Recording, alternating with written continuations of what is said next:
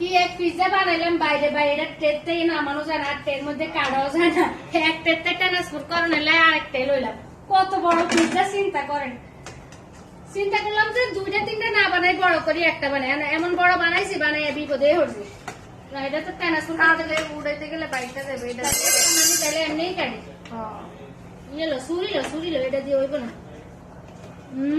ইব্রাহিম বাবা তুই 6 মাস ধরে মামি ফোন দিলে কয় পিজ্জা বানাই পিরিছ তুই দিছি, পিজ্জা বানাই পিরিছ তুই দিছি, দিতে আসি আইতে আছে, কত কাহিনী করলাম এই পিজ্জা লই তোর লগে বেড়া। আমার 5 পিস দাও। আমি তো 5 পিস খাবো। লে সামনে বড়ি তোরা আমার পুতে এটি কি কই গেল।